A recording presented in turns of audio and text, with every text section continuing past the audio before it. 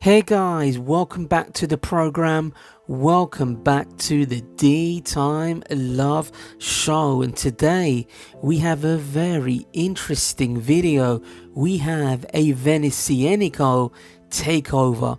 Now, for those of you that are not familiar with this genuine Italian watch brand, its origins are thanks to the initiative of two brothers, Alberto and Alessandro Morelli.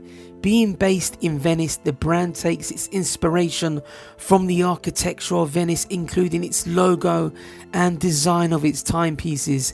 It has real Italian flair, right down to its packaging, to the feel and touch and aesthetic design of its watches. But the biggest trump card of Venezianico is that the ADs have bought into this brand and now have over 95 bricks and mortar stores selling their watches, making them, yes, a multi-million pound business where other micro brands can only dream about.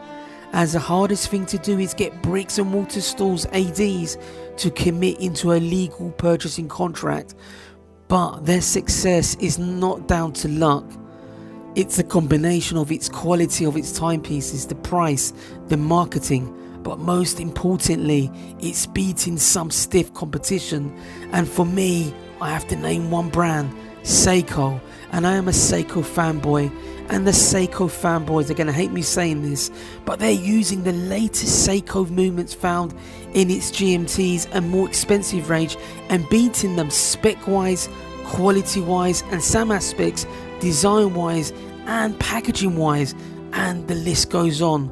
Whether you don't like Venezianico design, you will have to appreciate the specs and value they bring to the table, and this brand really punches above its weight. It gives you something that watches at this price point can't, and that's that Italian flair, the quality that Seiko fall down on at this price point.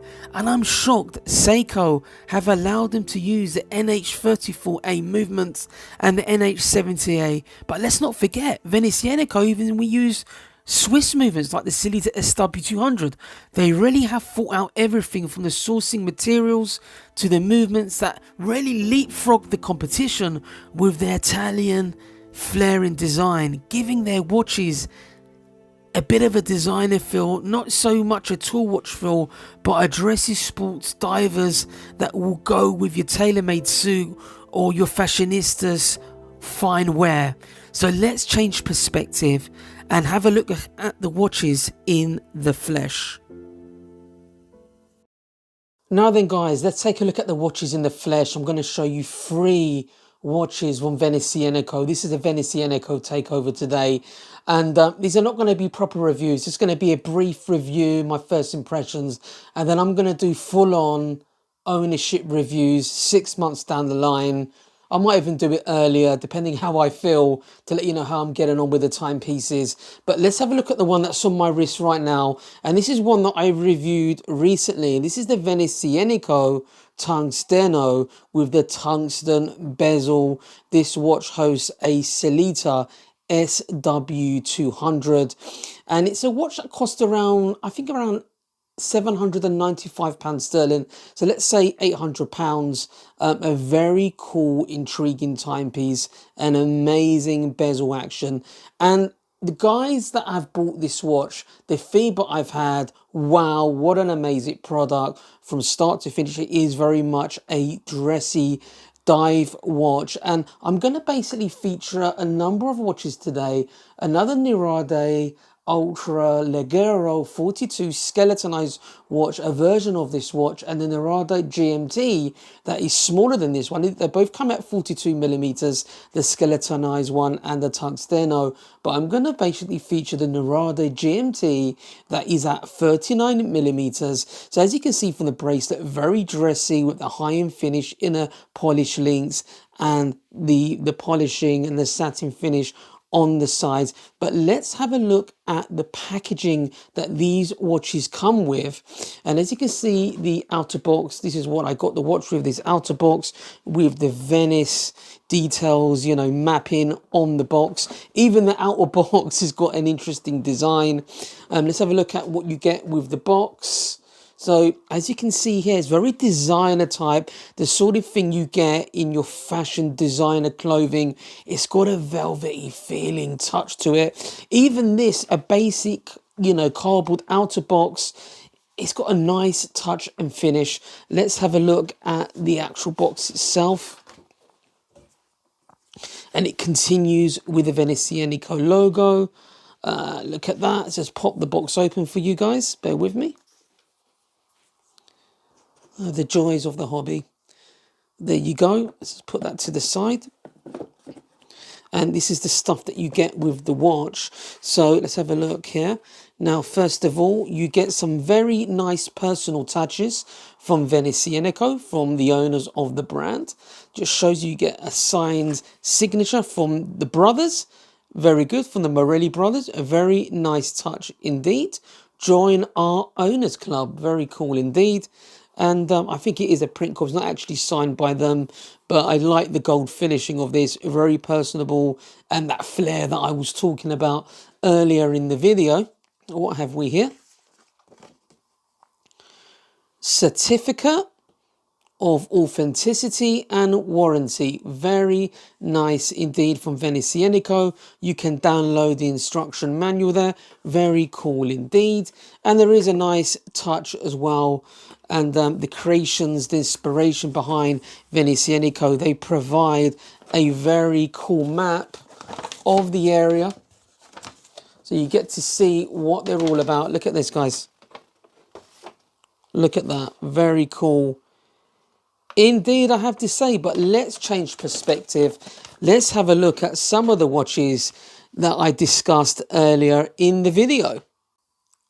Let's take a closer look at the Venezianico Nereide GMT. This is the 39mm version, so for your hardcore watch aficionados, enthusiasts, this size is going to be an absolute dream, because the Nereide normally comes in at 42mm, the Tungsteno is 42mm, and so is the UltraLeggero that I'm going to show you guys today. But this is the 39mm watch. Let's have a look at the price point of this GMT. It comes in at around 515 euros, exactly as the Seiko 5. Now, this is not going to be a full-on review. It's going to be a mini review, guys, so I'm not going to go in too much depth, but I will go through the basic specifications and go through some of the features that it has that the Seikos don't. Now, first of all, it's got a sapphire crystal, and it has a very intriguing bezel, I have to say. Now, the bezel insert that this watch is using is the BK7 crystal. Now, it very much plays with the light a little bit different than a sapphire crystal. As you can see here, guys, it's got a nice sheen to it, but it is very robust and far more scratch resistant than, let's say, a standard mineral crystal. And it comes at a more cost affordable price than what you could say your normal sapphire crystal inserts. So it saves cost, but it also gives you the same element of robustment, very similar to a sapphire crystal, which is absolutely great, guys, I have to say. As you can see here, this model has a sort of grey slate dial, very nice as it plays with the light. I'm not in natural light, guys, unfortunately, but let's go through the dimensions of this particular timepiece. Like I said, it's 39mm in terms of case diameter. In terms of lug to lug, I believe it's 45.5mm. You've got a band width of 20 millimeters. Now the case thickness is 13.3 millimeters with that nice brushed satin finish. It's got high-end finish polish on top of the lugs there. Some beveling there as well. H-links as well that are satin in finish. The inner links have got a high-end finish polish as well. And the bracelet may be 20 millimeters, but it tapers down very nicely indeed. Looking at this butterfly clasp, let's just close this up. And you have a very nice engraved logo there. Now, this watch has an engraved logo on the crown that you don't normally get on Seiko watches. Not anything of this detail. Nice sapphire crystal as well with good anti-reflective coating. And let's check out the bezel action. It's a unidirectional bezel, not bi-directional like you normally get on the GMT watches, which is a little bit disappointing from my point of view that they've gone to this extent. They could have done bi-directional, would have almost made this watch perfect, but there's no such thing as a perfect watch. It is a 200 meters water resistant watch. As you can see there on the dial, you've got that applied logo. No printing here, guys. Proper applied logo stuff. Let's check out the 120 click bezel. Feels very good indeed. No play whatsoever. And most importantly, no alignment issues. Very good quality control for Venezianico. I've never had anyone complain in regards to these watches when they've come out of the factory, guys. They always seem to come out perfect. Venezianico have got very good quality control.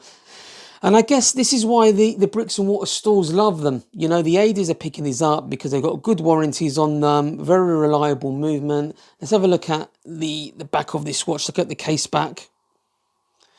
And there you have the world map with the time zone. So you can set up your GMT watch. Let's get this into focus for you guys. Bear with me.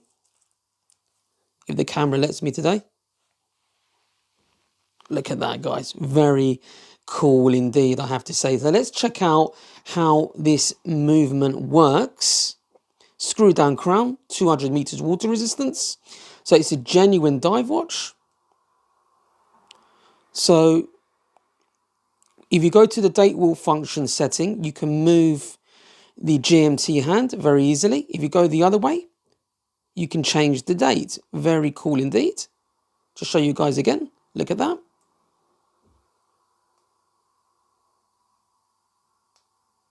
There you go. You can change the time like that. Very nice indeed, guys. And it's a manual wind hacking. A fantastic movement from Seiko. And this is what really surprised me, that they're allowing Venezianico to use brand new movements with all that innovation and technology at a very good price point. And Venezianico package it in such a way that beats the Seiko equivalent at this price point. So I'm just really shocked that Seiko allowed Venezianico to use this movement. And look at that bezel insert. Look how it disappears like that, but in different lighting, how it plays with the light. So maybe legibility, not so good at certain lighting, but overall, look at the way it plays with the light. Like I said, this is a very dressy, elegant GMT dive watch. And let's have a look at the dial in more detail. Let's zoom in. Absolutely flawless when I looked at it at the lube. Look at that. It's quite a lot of text there. Some people might not like all of that text there.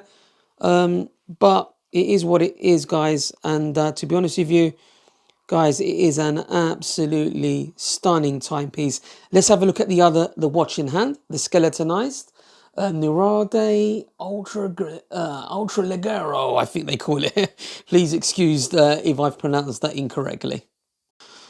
Now let's take a closer look at the Nereide UltraLeggero, the 42mm, the skeletonized watch, the skeletonized version of the Tungsteno that I've reviewed not that long ago, and I'll leave a link at the end of this video so you can check out the full-on review.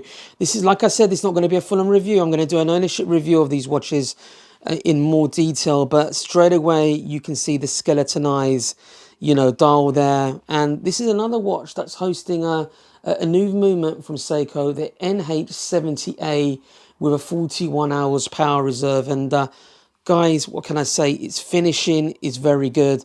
Let's go through the specifications of this watch. So it has a 42mm case diameter. Lug to lug, you're looking at 49mm. Banner width, you're looking at 22mm, and it tapers down as well. Very nice. Exactly there. The bracelet exactly the same as the Tungsteno and the GMT version that I just showed you earlier. Case thickness is slightly thinner than the GMT. It's 13.15 in terms of case thickness. But in terms of the finishing, it's exactly, I would say, well, quite similar to the actual GMT version, in the fact that if you look at the top end of the link, it's got a brush finish rather than a high-end finish polish, which is quite interesting to see why they've gone down that route. Just pop. Let's have a look at the case back. Look at that. So these guys have gone for engravings, which I like. Venezianico, look at that. The flare, the quality of the engraving is very good. Another 200 meters water resistant watch. I do love the actual skeletonized dial. And if you ever look at the Venezianico logo there, let me just pop this crown open. Another screw down crown, genuine diver. It looks like the text. Bear with me, guys. Let's just set this up for you. If you look at the actual logo, the indices, the way they've done it, it looks like they're floating on the dial, guys, which is a very nice party trick from Venezianico, I have to say. Let's get this into focus for you. It looks like they're floating there.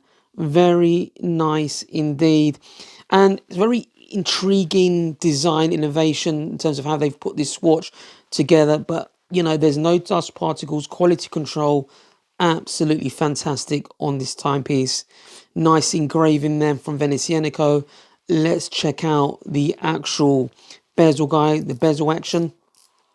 Very pleasing, very easy to grip and use, guys. And yet again, no alignment issues that sometimes you get with Seiko watch. I'm sorry to pick on Seiko, but it does infuriate me that Venezianico can get everything right, and a big brand like Seiko, we get watches with sometimes no sapphire crystal, no anti-reflective coating, alignment issues. I'm not saying Seiko are a bad brand, but Venezianico, why they've become, I believe, good authorized dealer favorite watches, very few of them will come back.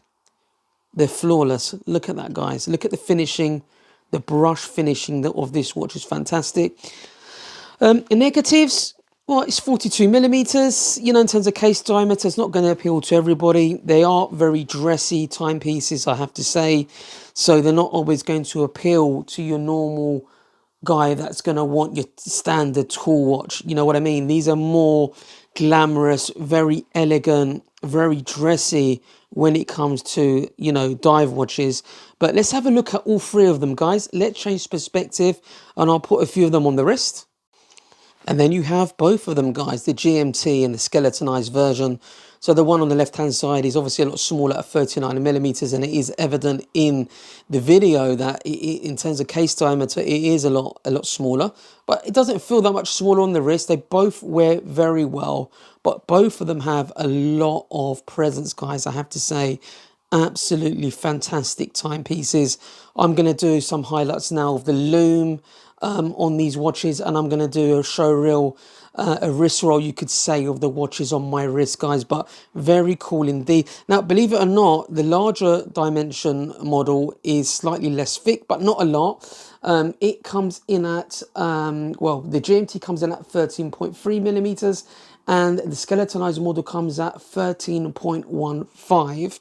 So 1.5, so a very slight difference in terms of thickness. And considering this is a skeletonized watch, normally skeletonized watches come in a little bit thicker than that, I have to say, but these watches really do have presence, and you can see why they've been so successful. Let's see if I could squeeze in the tungsten version as well, so we can see that all of these watches together. Bear with me, guys. Look at that, guys. How cool are these watches? You get that tungsten bezel there, gives it a different sheen as well, and that insert that used that crystal on the GMT, what a nice sheen and finish it has. Very, very cool indeed. I'm not in natural sunlight, unfortunately. I'm filming this in the winter. I'm in the studio, the A to Z of Watches headquarters at the DeeTimeLove show. But guys, check out the wrist roll, check out the limb shots, and leave your comments below, and I'll see you in the next video.